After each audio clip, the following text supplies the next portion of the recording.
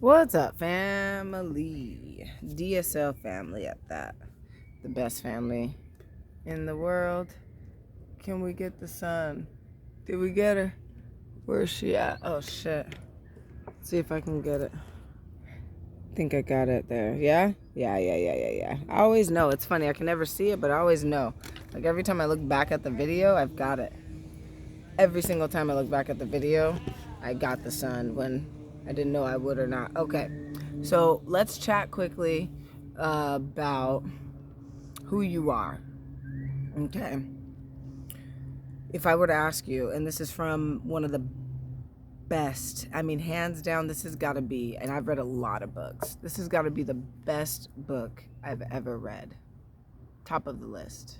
Now, hopefully that doesn't last long because hopefully there's a better one out there. But this book in particular, this book is about yourself, your soul, like who you really are. So this question I'm asking is directly derived from the book. And it asks, if I were to ask you who you are right now, what would you say? You know, what would you say? Would you say, I am, your name? Would you say, I am Makaiza? Or maybe you'd say, what's up, homie?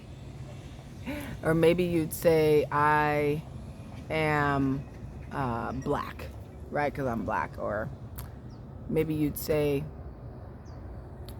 I am a real estate agent, or I am a business owner. I am so-and-so's husband or so-and-so's wife, or I'm their sister. I'm her daughter. I'm her mother. I'm the brother, right? You have all these different things that you can say that you are. But when you strip yourself of those things, right? So let's say you are not a sister or a brother. So because maybe all of your siblings have passed away, right? What do you say then? Are you still a brother or a sister, or are you still you? You are still you. I'm hoping you came to that conclusion on your own. But you are still you. There is nothing else but you. You are the one who notices. And yes, we do have labels that we've put on ourselves and that we've allowed the social dynamics of life to put on us as well. But aside from those labels, that's all that they are labels. They are simply things to help us better describe ourselves. Like language. Language is a form of communication that we use to describe our experiences. Okay? Think about anything. Right? Just me saying think about anything. That right there, those words I just used, that is a form of communicating with words what my experience is, or what I am experiencing in my mind. It's the only reason we use language. That's why sign language exists. It's just another way to communicate the experience of the individual. So when we layer things like that, then we start to see, holy moly, at the base of all this is something dynamic. At the base of this is something that is all, that is everything. But what is that? That's you. What is that? That's you. You are not your mind. You're not your psyche. You're not your emotions. You're not your thoughts. You're not your feelings. You are not the words that you use. You are not the color of your skin. You are not the preference of sexuality that you prefer. You are not a citizen. You are not an American. You are not a Native American. You are not a mountain. You are not a blade of grass. Just the same way that you are not your eyeball, same way you're not your hand. You are not these things. Otherwise, you would not notice these things. You see, awareness and consciousness, those two are the same exact thing. To be conscious is to simply be aware. I'm aware right now. You notice that? What happened when I just said that and felt it? A smile instantly came to my face. What does a smile represent? A smile represents happiness, glad, kindness, welcoming, authenticity, right? A smile represents so much. And then if I were to frown, you would get an array of other definitions surrounding the frown, right? To explain it or describe it. But it's because it's true. It's because it's true that I'm not this body. I'm not the eyeballs. Just like I'm not that branch. Or behind me, I should say, right? I'm not the tree. I'm the one who sees the tree. I'm aware of the tree. It's there. You following me? This may sound simple.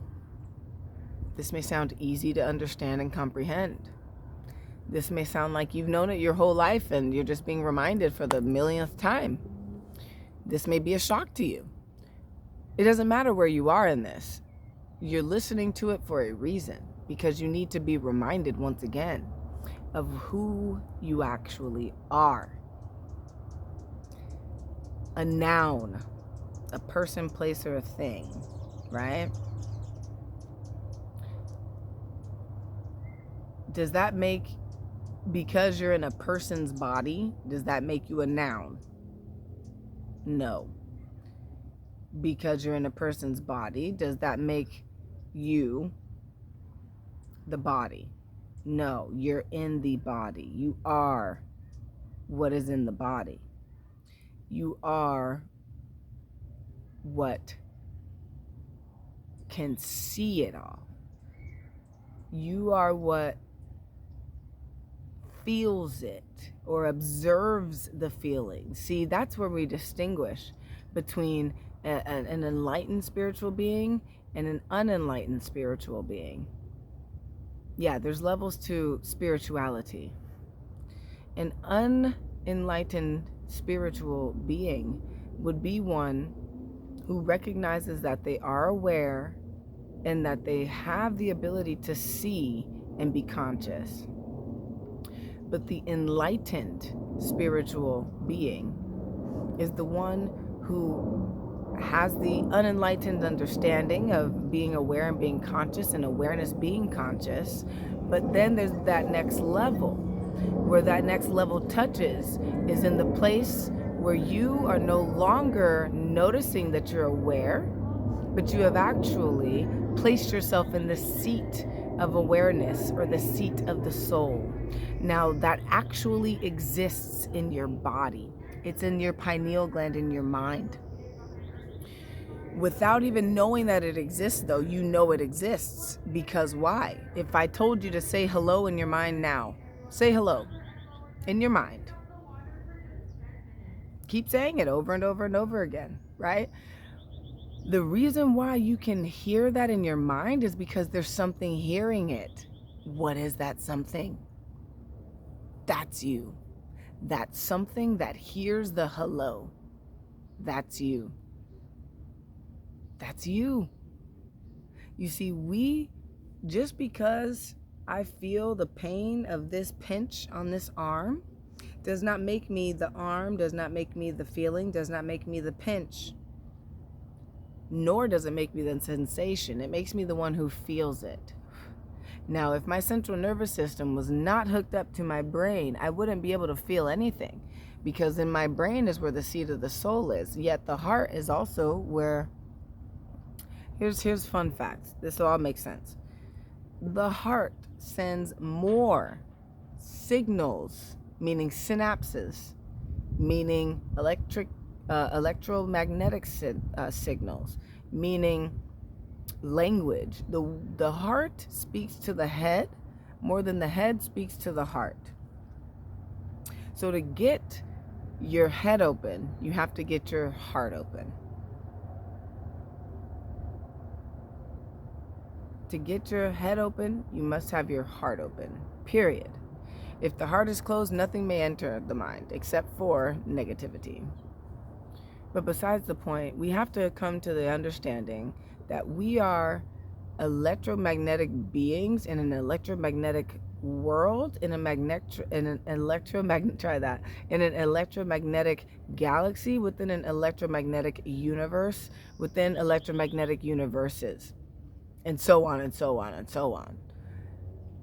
When we can tap all that and understand that you're not the body, you are in fact the electromagnetism that is dwelling within the body, you have more of a say on how you react to life, period.